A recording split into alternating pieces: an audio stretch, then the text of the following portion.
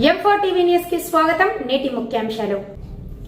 M4 TV news ప్రేక్షకులకు నిజాయితీగా, నిర్భయంగా ఎప్పటికప్పుడు తాజా కబుర్లు, భక్తి గీతాలు m4tvnews.com వెబ్సైట్ యాప్లో ప్రత్యేక ప్రసారం చేస్తుంది. వార్తలు, ప్రకటనల కోసం సంప్రదించవలసిన సెల్ ఫోన్ నెంబర్లు 9666665026 9014163335. ఓం శ్రీ గురుభ్యో నమః. అందరికీ నమస్కారం అండి. ఈరోజు మనం తులసి చరిత్ర ఆరో భాగం గురించి తెలుసుకుందాం.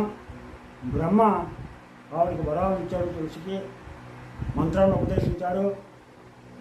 ఆ మంత్రాన్ని ఆవిడ పఠిస్తూ 12 సంవత్సరాలు తపస్సు చేసింది. దాని తర్వాత ఏం జరిగింది అన్నది ఈరోజు తెలుసుకుందాం.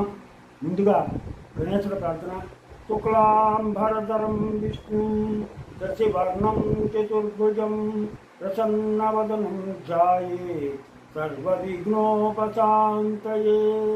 గురు బ్రహ్మ గురు విష్ణు గురుదేవో మహేశ్వరః గురు సాక్షాత్ పరబ్రహ్మ తస్మై శ్రీ గురవే నమః.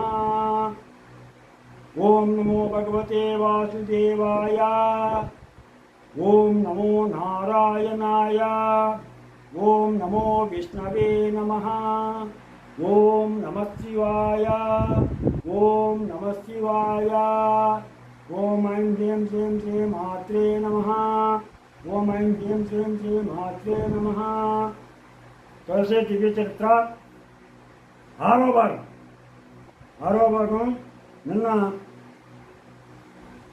తులసి తపస్సును పూర్తి చేసింది.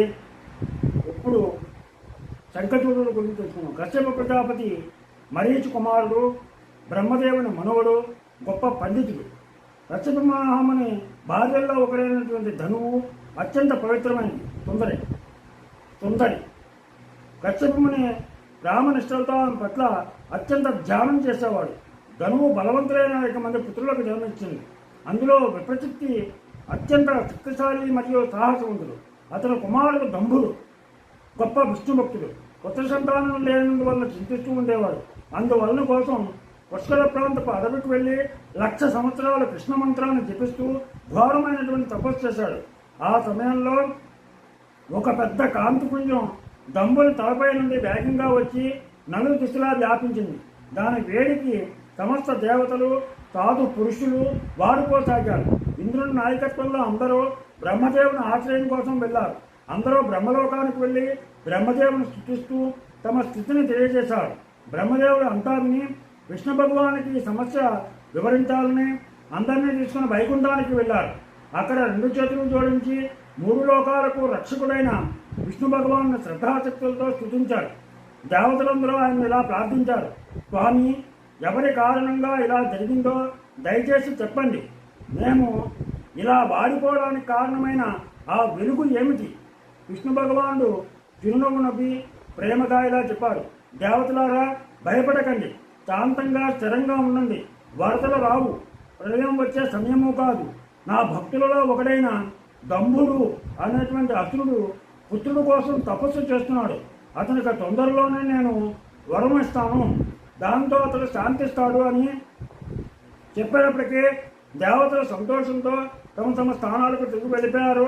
విష్ణు భగవానుడు దంభుడు తపస్సు చేస్తున్న పుష్కరవనానికి వెళ్ళారు.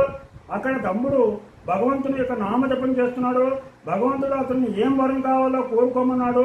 అప్పుడు దంభుడు భగవంతునికి నమస్కరించి ఇలా కీర్తించాడు. కమలనైనా లక్ష్మీపతి, త్రిలోకాధిపతి, నన్ను కనికరించు, బలశాలి, సాహసి అయినటువంటి ఒక పుత్రుణ్ణి ఇవ్వండి.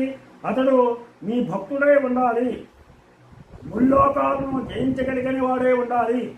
విష్ణు భగవాన్ చెప్పాల్సిన వరం అడిగాడు. అప్పుడు విష్ణు భగవానుడు అలాగే అని చెప్పి అతని తపస్సును ఆపమని ఆశీర్వదించి అదృష్టుడైనాడు. భగవంతుడు అదృష్టుడైన దిశకు దంభుడు నమస్కరించి గృహానికి తిరిగి వచ్చాడు. కొలది కాలంలోనే అతని భార్య గర్భం దాల్చింది. ఆమె నుండి వెలువడే కాంతి వలన ఆమె నివాస స్థానంలోని గదులన్నీ కూడా ప్రకాశవంతమయ్యాయి. ఆమె గర్భస్థ శిశువు ఆత్మ కృష్ణ భగవానునికి ఇష్టమైన గోపబాలుల్లో ఒకడైన సుధాముడే. గమ్మున భార్య ప్రసన్నవదుడైన బాలుడికి జన్మనిచ్చిన వెంటనే గంభుడు సాధువులను ఆహ్వానించి శిశు జన్మ అనంతరం చేయవలసిన కార్యాలన్నీ నిర్విఘ్నంగా జరిపించాడు. అతనికి